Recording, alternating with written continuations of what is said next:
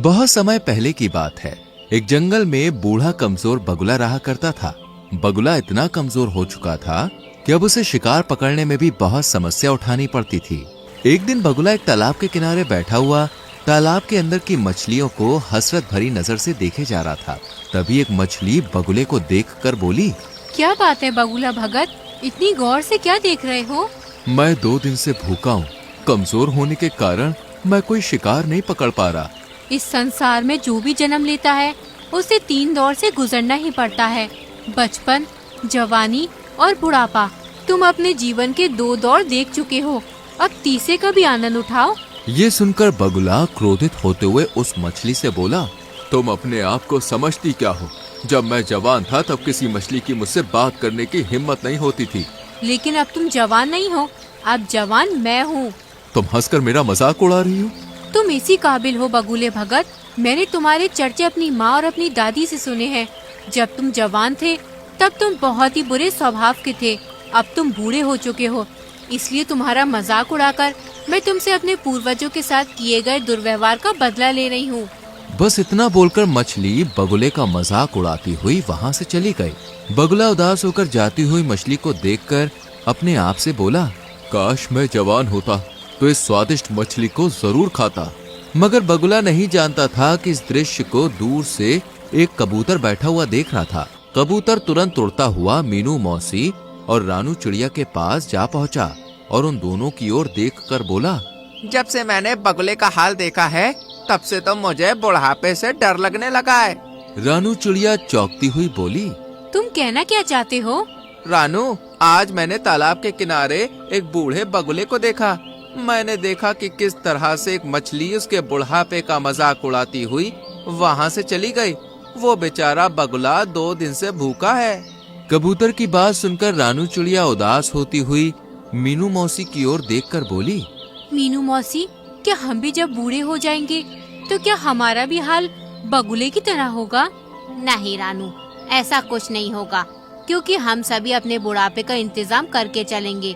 और रहा सवाल उस बगुले का, तो उसके बारे में सुनकर मुझे बुरा लग रहा है, लेकिन कोई भी किसी का ऐसे ही मजाक नहीं उड़ाता। ये सुनकर रानू चौंकती हुई बोली, आप कहना क्या चाहती हैं मीनू मौसी? देखो, कबूतर ने केवल उस बगुले का बुढ़ापा देखा है, क्या पता वो जवानी में कैसा हो। जो भी हो मीनू मौसी, हमें उस बगुले की मदद करनी चाहिए। हम उसकी मदद भला किस प्रकार से कर सकते हैं?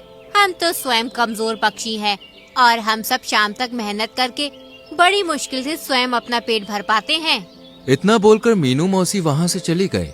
मगर रानू चिड़िया के दिमाग में बार बार बेचारे उस बूढ़े बगुले का विचार आ रहा था। रानू चिड़िया इसी उधेड़ बुन में उड़ती हुई जंगल के दूसरे छोर पर जा रही थी कि तभी उसकी नजर एक चील पर पड़ी।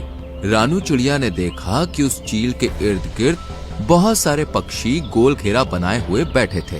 अरे, ये चील तो हमारे जंगल की नहीं लगती, और ये सारे पक्षी इस चील के सामने सम्मान पूर्वक क्यों बैठे हुए हैं? मुझे जाकर पता करना चाहिए।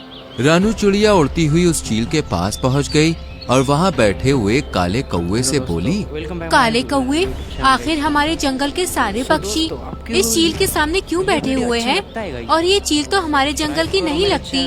रानू, ये कोई मामूली चील नहीं है, बल्कि चमत्कारिक और विचित्र चील है, जो दूसरे जंगल से भ्रमण करती हुई यहाँ तक आई है।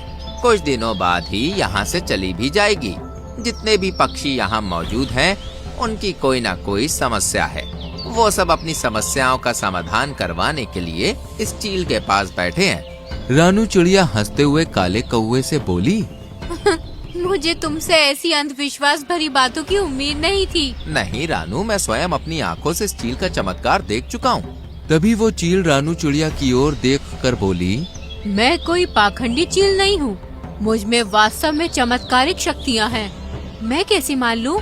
तो फिर तुम मुझे बताओ, तुम क्या देखना चाहती हो कि तुम्हें विश्वास हो जाए कि मैं एक चमत्कारिक चील हूँ? हमारे जंगल में एक बगुला बूढ़ा हो चुका है।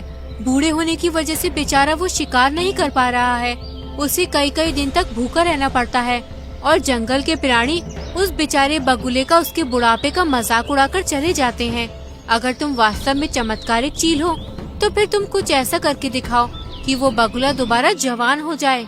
रानू चिड़िया की बात सुनकर चील रहस्यमयी अंदाज में रानू चिड़िया से बोली, हमें प्रकृति के नियमों के खिलाफ नहीं जाना चाहिए। जो एक बार बूढ़ा हो चुका है उसे बूढ़ा ही रहने दो। तुम प्रकृति के नियमों को समझती नहीं हो। कहीं ऐसा न हो कि तुम्हें बाद में पछताना पड़े और दोबारा